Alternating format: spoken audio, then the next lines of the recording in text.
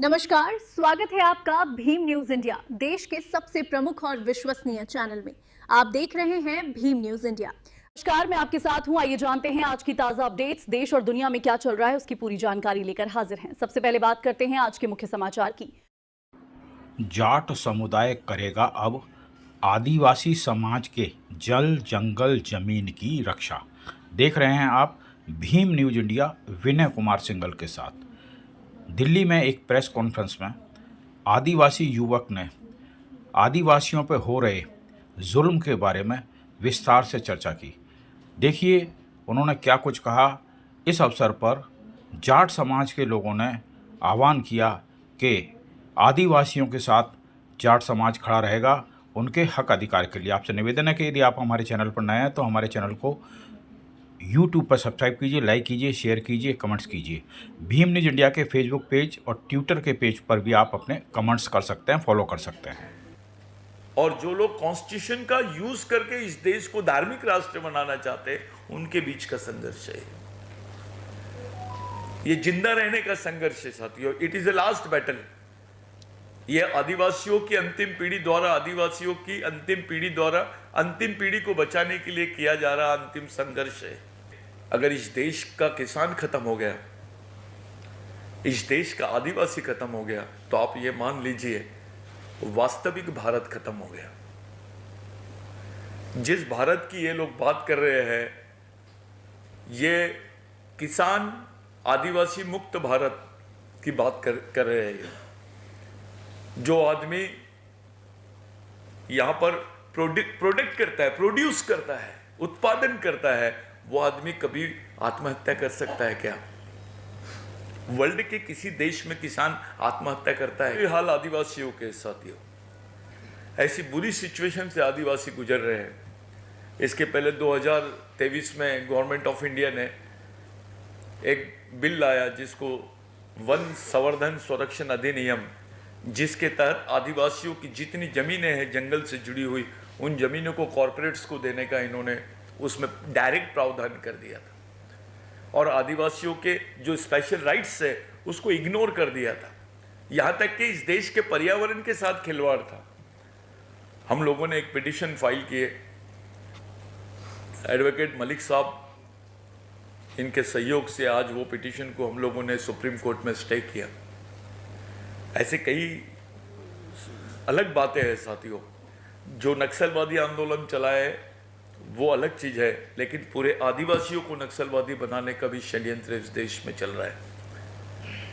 हम मानते हैं कि नक्सलवादी आदिवासी हो सकता है, लेकिन आदिवासी नक्सलवादी कैसे हो सकता है, इस पर हमारी प्रॉब्लम है। अगर हमारा कोई भी डेमोक्रेटिक आंदोलन होता है तो उसको उसी ट्रैक पर ये लोग खड़े कर देते हैं। उस क्षेत्र में आप जाइए, गढ़चिरौली, छत्तीसगढ़, ये बेल्ट पे आप लोग जाइए, आपको ऐसा महसूस होगा कि वहाँ का नागरिक इतना डरा हुआ है कि वो डेमोक्रेटिक आंदोलन करने से भी डरता है, बात करने से डरते हैं। ग्राम सभा के लोगों को बंद कर देते हैं रूम में और उनकी साइन ले लेते हैं, एनओसीज ले लेते हैं।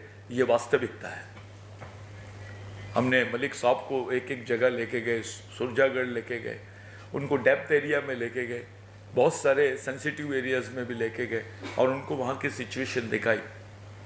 हम इस उद्देश्य से इस प्रेस कॉन्फ्रेंस को कर रहे हैं कि किसान भाई जो यहाँ पर आंदोलन कर रहे हैं उनकी हालत हमसे बहुत अच्छी है।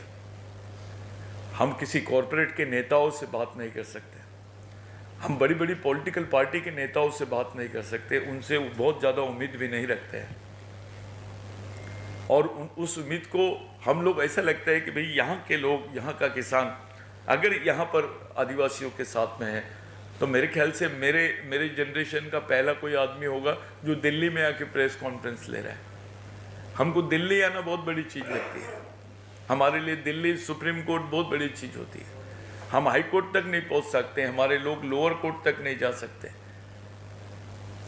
तो ये जो हम चाहते हैं, जो ये मदद आप लोगों से चाहते हैं, जितने लोग यहाँ पे बैठे हैं, उन लोगों की एक हम लोग हमारी एक बैकबोन उनको बनाना चाहते हैं, उनको साथ में लेकर, क्योंकि दोनों एक ही कल्चर के लोग हैं,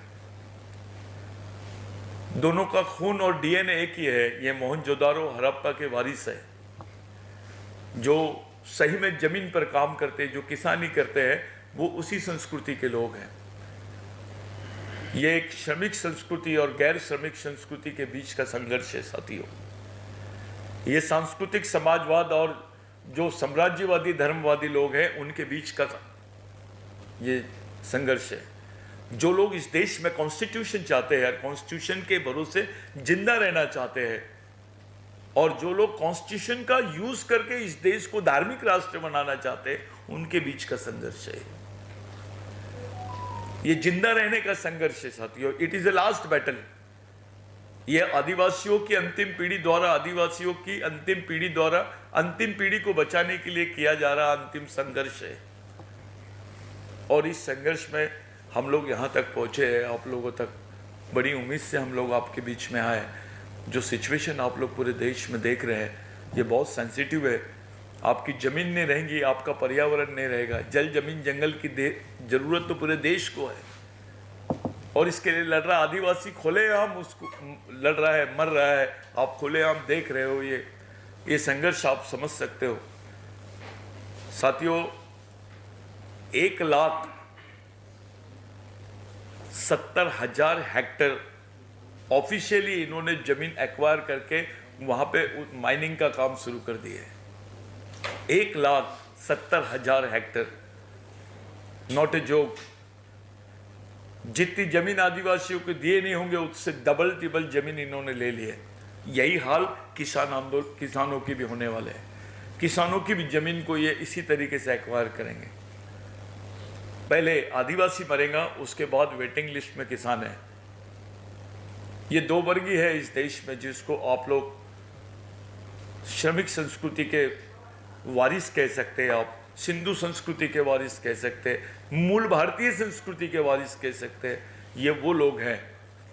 हम लोग आखिरी कतार में खड़े हैं और आप लोगों के बीच में आए हैं इसी भावना से कि इस सेंसिटिविटी को आप लोग समझेंगे और इसके लिए कोई रास्ता मिलजुल के हम लोग निकालेंगे ताकि आप भी बचे। और 6 शेड्यूल, 5वीं अनुसूची जो संविधान में जिसका प्रावधान किया गया है, और 6वीं अनुसूची जिसको 6 शेड्यूल बोलते हैं।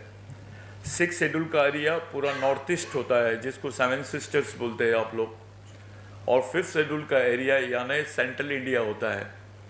वो सेंट्रल इंडिया को, वो एरिया जो जहाँ आदिवासी निवास करते हैं, उस एरिया को भारत स्वतंत्र होने के पहले से उसको स्वायत्त एरिया घोषित किया गया था, यानी ऑटोनोमस एरिया। वहाँ आदिवासियों की रूढ़ी परंपरा और उनके अधिकारों का स्वतंत्र अस्तित्व रहेगा, जिसको इंडियन कॉन्स्टिट्यूशन में कॉन्स्टिट्यूशन अंडर कॉन्स्टिट्यूशन कहा गया है। संविधान के अंतर्गत संविधान। इस बात को आप लोगों को ध्यान में रखना चाहिए। और वो क्षेत्रों में अपने देश का सबसे बड़ा वो हेरिटेज क्षेत्र है। हजारों साल से वहाँ पर संघर्ष चला है जमीनों के लिए। हजारों लोग मारे गए हैं उस एरिया में, और उस क्षेत्र को उस वक्त यानी भारत की आज़ादी के पूर्व में अंग्रेजों ने भी उस क्षेत्र को हेरिटेज क्षेत्र घोषित किया है साथियों। और वो क्षेत्र में आज इनकी नज़र है। गवर्नमेंट ने पूरे कॉरपोरेट्स को वहाँ पर उतार दिए हैं, और कॉरपोरेट्स को उतार के यानी कैसे, जिस तरीके से किसानों में कॉरपोरेट्स की हिस्सेदारी की है, यानी जो किसानों की अर्थव्यवस्था थी उसमें इंटरवेंशन करवाया गया, उसमें घुसपैठ करवाई गई, और वो अर्थव्यवस्था में, किसानों की अर्थव्यवस्था में सबसे बड़ी भागीदारी उस वर्ग को जाती है जो किसान ही नहीं है, वो कॉरपोरेट्स है। वैसे ही आदिवासियों के द्वारा बचाई गई जमीन, जिस पर हजारों साल से हमारे लोग रह रहे हैं, हमारे पूर्वजों की जमीन, बिगर हमसे, हमारी परमिशन के, बिगर ग्राम सभा के परमिशन के, ऐसे कई साइटेशन है सुप्रीम कोर्ट में। समता का जजमेंट है, उड़ीसा का जजमेंट है, ऐसे कई जजमेंट्स है जिसमें सुप्रीम कोर्ट ने डायरेक्टली बोला कि आदिवासी इस देश के प्रथम नागरिक है और उनको प्रथम नागरिक होने का सम्मान मिलना चाहिए। इसका दूसरा मतलब होता है कि Adivasis are the indigenous people of India and they should get the respect of first citizen of India. तो वो जो उनके विशेष अधिकार है आदिवासियों के, उन विशेष अधिकारों के क्षेत्र पर गवर्नमेंट एक तरीके से अटैक कर रही है। ये एक अलग टाइप का लग रहा है कि एक आदिवासी और गवर्नमेंट के बीच में युद्ध की स्थिति पैदा हुई है, ऐसा महसूस होता है। मैं आपको बताना चाहता हूं साथियों, देश की 50%, ये मैं आधिकारिक रूप से बोल रहा हूं, देश की 50% पैरामिलिट्री फोर्सेस, जिसको अर्धसैनिक बल बोलते हैं, इन्होंने आदिवासी क्षेत्र में लगा के रखी है। उस आदिवासी क्षेत्र में जहाँ के लोगों के बदन पे कपड़े नहीं है, रहने को घास की झोपड़ी है,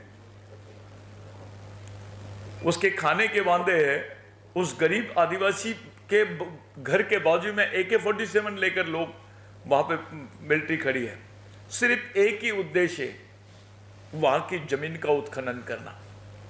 चाहे सुरजागढ़ का इशू हो, चाहे बस्तर का इशू हो, आपने देखा है बस्तर में उस जंगल के क्या हाल हुए। सबके सामने वो जंगल 1 लाख पेड़ तोड़े गए हैं। उधर आप अभी राजस्थान में देख रहे हैं, इसके पहले गुजरात में भी वही हाल आपके सामने आया है, तेलंगाना में भी वही हाल है। तो वहाँ के आदिवासी विस्थापन का, और उसको विस्थापन नहीं बोलते हैं कि आप उनको हटा के कोई जमीन देंगे, ऐसा भी इन्होंने कोई प्रोविजन नहीं किया। पिछले 2014 से लेकर 2026 तक एक एक्ट है जिसको फॉरेस्ट एक्ट बोलते हैं, 2006 का, 2006 का वन अधिकार कानून। उस कानून के तहत प्रावधान किया गया है कि आदिवासियों को वनी जमीन मिलना चाहिए, वन अधिकार के पट्टे मिलना चाहिए। वो 14 साल के कानून में इन्होंने आदिवासियों को जितनी जमीन नहीं दी है, उससे डबल जमीन इन्होंने ये कर लिया है, एक्वायर कर लिया, उनसे छीन ली गई है। और आदिवासियों के पास जंगल के अलावा सर्वाइवल का कोई दूसरा रास्ता नहीं है। जिस तरीके से ये आज की जो प्रेस कॉन्फ्रेंस है, ये पोस्ट एग्रीकल्चर कम्युनिटी जिसको हम लोग किसान बोलते हैं और प्री एग्रीकल्चर कम्युनिटी जिसको आदिवासी बोलते हैं, उन दोनों का गठबंधन है।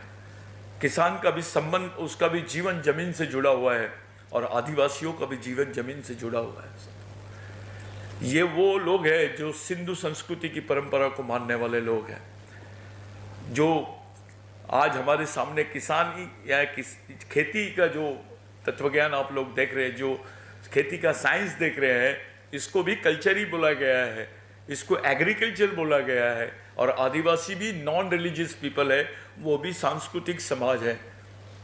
तो ये सांस्कृतिक समाज में रहने वाले लोगों का, जिनको श्रमिक संस्कृति के लोग बोलते हैं, एक किसान और आदिवासी, इन दोनों का कोलैबोरेशन कैसे हो सकता है, इनका गठबंधन कैसे हो सकता है? क्योंकि ये आप लोग मान लेते हैं 1991 के बाद से इस देश में रिलीजियस बातों को सामने लाकर, धार्मिक बातों को सामने लाकर बुनियादी मुद्दों से उनका हाथ हटा दिया गया है। किसान के सामने जहां उसकी जमीन, उसका जंगल, उसका जीवन बहुत इंपॉर्टेंस रहता था, उससे वो जिया रहता था और उन प्रश्नों के लिए वो लड़ता था, उसके सामने धर्म नाम की एक ऐसी संकल्पना खड़ी कर दी कि वो कंफ्यूज हो गया है।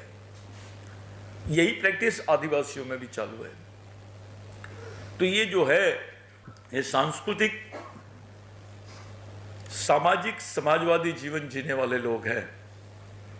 और ये ऐसे वर्गों का, ये हम लोगों ने ये किया कि भाई क्यों ना हम उस किसान आंदोलन को हम लोगों ने देखा जो 2002 का या 2024 का, 22 का, और आज जो किसान आंदोलन में जो हम लोगों ने मजबूती देखी है। भले किसान आंदोलनों का डिसेंट्रलाइजेशन हो गया होगा, उनका वर्गीकरण हो गया होगा, लेकिन हमको ऐसा लगता है कि आदिवासी किसानों से जुड़ने के बाद पूरे देश का एक केंद्रीकरण होगा। देश के तमाम ऑर्गेनाइजेशन किसानों के साथ और आदिवासियों के साथ जुड़ने की कोशिश करेंगे।